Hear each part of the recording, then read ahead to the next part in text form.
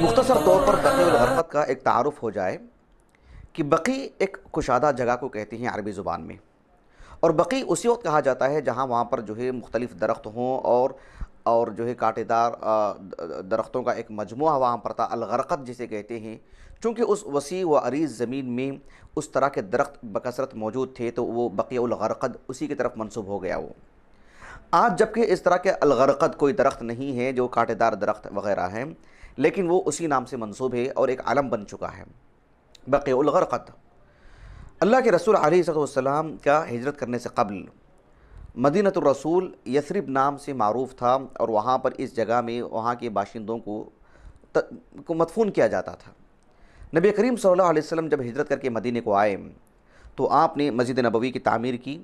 اور مسجد نبوی کے مشرقی حصے میں یہ ایک قبرستان موجود تھا جہاں آپ علیہ السلام کے زمانے میں بھی، آپ کی حیات مبارکہ میں بھی بہت سارے صحابہ مدفون ہوئے اور آپ کے انتقال کے بعد بھی مدفون ہوئے۔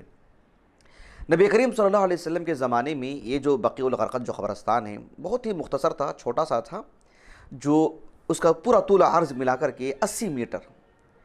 پھر مختلف مراحل میں اس میں اضافہ ہوتا رہا۔ عثمان بن عفان رضی اللہ عنہ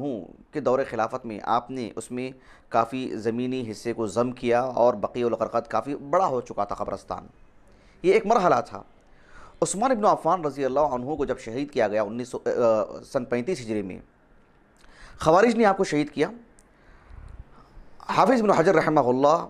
الاصابہ فی تمییز الصحابہ میں عثمان بن عفان رضی اللہ عنہ کی ترجمہ حیات میں لکھا ہے کہ آپ نے سب سے پہلے اس زمین کو اضافہ کیا، لیکن جب آپ کو شہید کیا گیا سن 35 ہجری میں، تو ایسی صورت میں خوارج نے آپ کو شہید کیا تو آپ کی تدفین کا بھی مسئلہ بہت ہی مشکل تھا۔ آپ کو باہر لے کر آنا اور آپ کی تدفین کرنا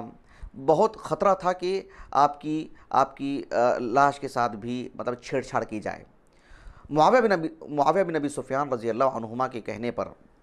دیگر صحابہ کے مشورے سے آپ کو راتوں رات لے جا کر کے دفنایا گیا، اور حافظ ابن عبد البر رحمہ اللہ کی جو معروف کتاب ہے الاستیعاب فی معرفت الاصحاب، اس میں آپ کی سوانح حیات میں آپ نے لکھا ہے کہ عثمان بن عفان رضی اللہ عنہ کو جب راتوں رات لے جایا گیا تو بقیع میں آپ کو نہیں دفنایا گیا۔ ایک صاحب تھے کوکب نام کے، ان کا ایک باغ تھا، باغیچہ تھا، جسے حش کہا جاتا ہے، حش کوکب، تو اس میں آپ کو دفنایا گیا، اور رات میں دفنایا گیا۔ ایک قبر نہیں، ایک سے زائد قبریں، 5-6 قبریں کھودی گئیں اور اس میں آپ کو دفنایا گیا تاکہ یہ اس بات کی خبر نہ ہو کہ آپ کو کہاں دفنایا گیا ہے، اور یہ 5-6 قبروں میں پتہ نہ چلے کہ آپ کی اپنی کون سی قبر ہے۔ بعد میں وہ جو حصہ تھا جو حش کوکب کے نام سے معروف تھا، کوکب ایک انصاری صحابی ہیں، تو پھر اس زمین کو بھی عام بقیع قبرستان میں ضم کیا گیا، تو بقیع کافی بڑا ہو چکا تھا۔